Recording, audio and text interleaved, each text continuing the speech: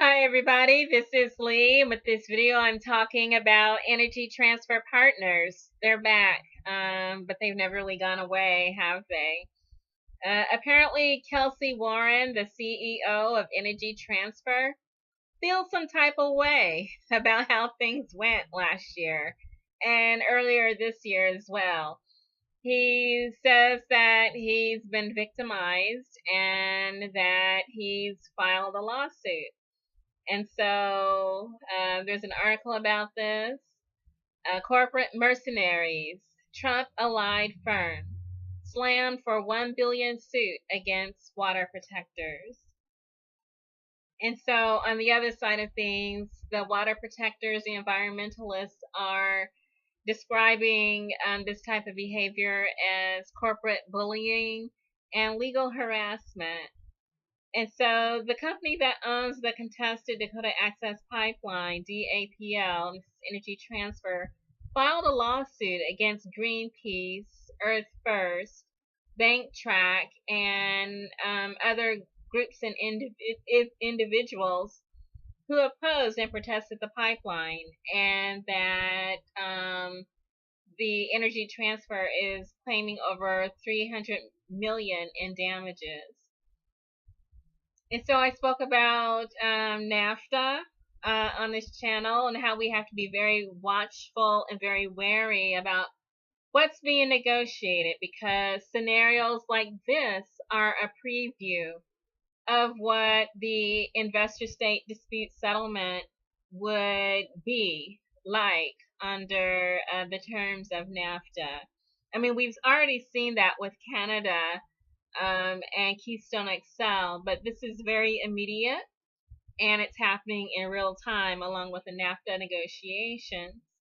And so what we see is a corporation forcing contamination and pollution into a community, and then when the community fights back, the corporation fights back and actually demands payment for loss of profit. That's what investor-state dispute settlement is in a nutshell. And so this is a preview for that. Imagine that happening not just with this one company or this one pipeline, imagining it happening in all 50 states, in every city. Corporations coming in saying, you know what, I need to dump this coal somewhere, so I think it's going to be here. And people are rising up saying, no, we don't want coal in our water or in our soil. And the company is saying, well, you cost me money, so pay me. And you can't go to the U.S. District Court or somewhere.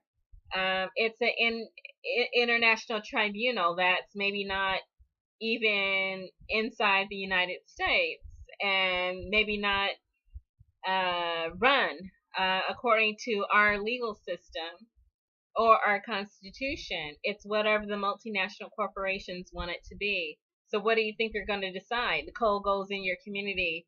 Shh. Go to sleep. And so that's how that works out.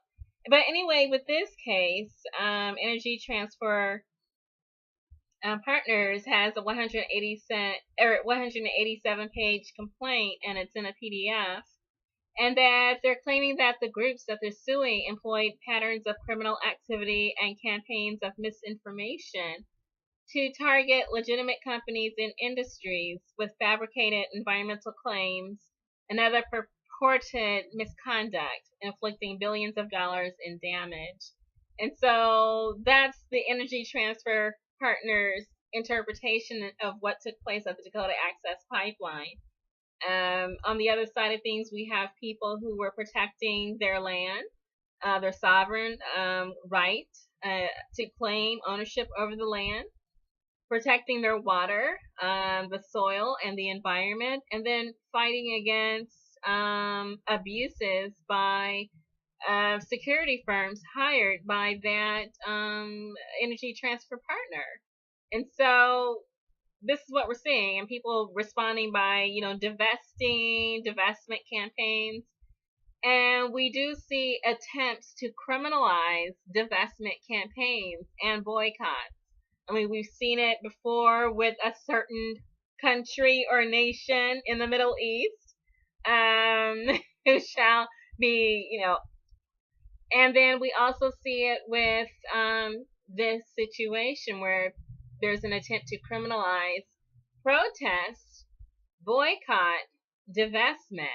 There likely will not be any sanctions, but you see what's happening and which way it's going. Not in the direction for increased rights for the consumer or the citizen, people on the ground. All the rights seem to be trending towards the oligarchy, the corporations, who inflict any type of abuse that they want, indirect by contaminating the environment, and then actually direct by hiring mercenaries to physically assault people who protest, and then using the legal system to further punish dissent.